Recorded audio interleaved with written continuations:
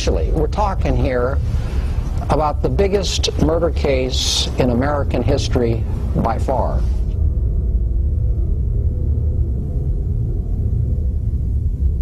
If any of you like to get angry, I can tell you that what I'm going to say is going to get you very, very, very angry. These people take outrageous, disgusting human behavior to previously unimaginable heights.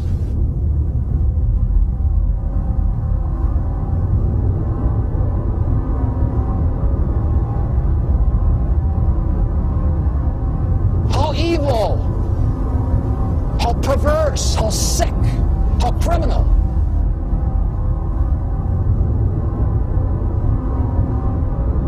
Can anything possibly be more abominable?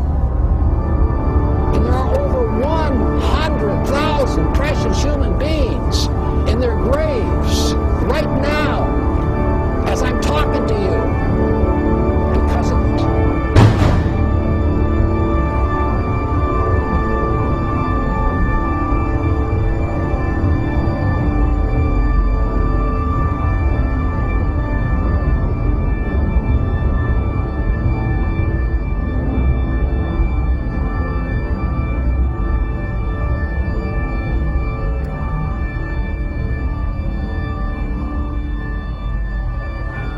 There's no prosecutor I would want to have if I were innocent more than Vince, and there's no prosecutor I'd fear more if I were guilty. He will get at the truth.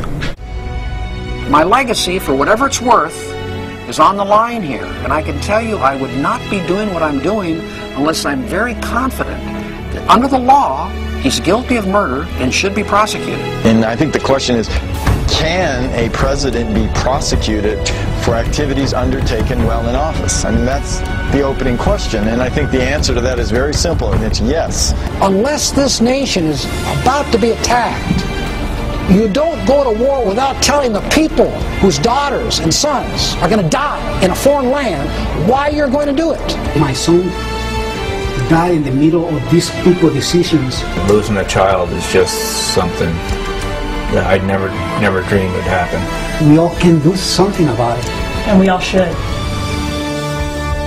Mr. Bugliosi's basic theory is absolutely sound. Couldn't reasonable men disagree about what an imminent threat is and is not? I mean, this is fresh on the blood of people in the World Trade Center. So, right. So there is and was a certain urgency. It's not like there wasn't urgency. Against whom? The American government believed that the guy responsible for 3,000 murders was at Tora Bora. Do you know how many soldiers George Bush sent? Not enough. No, you're wrong. Not one. How do you justify not sending one single soldier after the person responsible for 3,000 murders, not one soldier, but send 150,000 against someone who was as involved in 9/11 as you and I? How do you justify that? Well, it's a very good question. 16 federal intelligence agencies, their conclusion that Hussein was not an imminent threat to the security of this country was completely deleted from the white paper. And the white paper is what was shown to Congress and the American people. And after 731 inspections, they found no weapons of mass destruction in Iraq. Our money is going to kill people. Things are that bad out there. They really are. Now, how could this possibly happen in the United States of America? I'm a member of Iraq Veterans Against the War. I was responsible for several hundred patrols and raids and ambushes. And anytime we got pissed off, we took it out on innocent people. And as many veterans there are standing up and speaking out and throwing down their arms against this war, the civilian movement needs to back them up on it as well. This is reality. This is real. Young American soldiers are being blown to pieces by roadside bombs in Iraq, and as he would so much like to do, wash his hands of all culpability, it's not quite that easy. And I'm very confident that if an American jury heard the evidence against George Bush, when they came back into that courtroom with their verdict of guilty, they would tell Bush, it's not quite that easy. Under federal law, Title 18 of the United States Code, Section 2B, provides, quote, whoever willfully causes, that's the key word, whoever willfully causes an act to be done, which, if directly performed by him, would be a crime, is punishable as a principle. That's federal law. The courts have held that the defendant, quote, is as guilty as if he had done the act himself, unquote. If justice means anything in America, and if we're not going to forget the thousands of young American soldiers in their graves whom Bush deceived into thinking that they were fighting for America against an enemy that had attacked us, then I say we have no choice but to bring murder charges against the son of privilege from Crawford, Texas. All I need is a grand jury of some little town in America, and all of a sudden things are going to change very quickly. Take my word for that.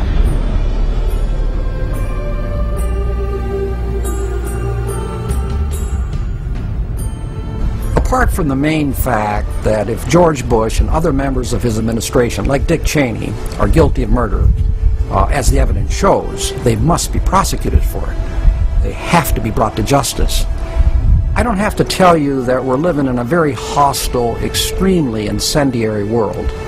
Now's the time, perhaps more than ever before, for America to show the world its leadership in democracy, morality, and the rule of law.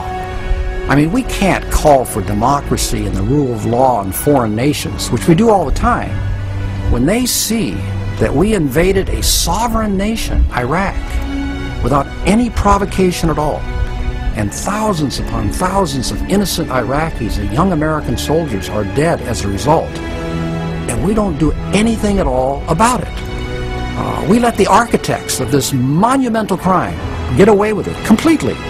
No justice, no punishment, not even an investigation, nothing. How can we set a terrible, terrible example like this and then expect other nations to act in a way that they know we did not? After Bush invaded Iraq, for the first time ever, the majority of people in the world had a negative feeling about America.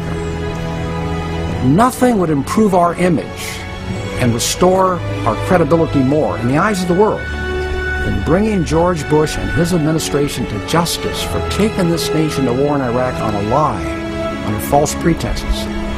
We would be telling the world's people that invading and destroying Iraq with the incalculable death, horror, and suffering that resulted was not the real America, only George Bush's America, that the real America would never do something like this, that in the real America, no man is above the law, and even presidents are accountable for their crimes.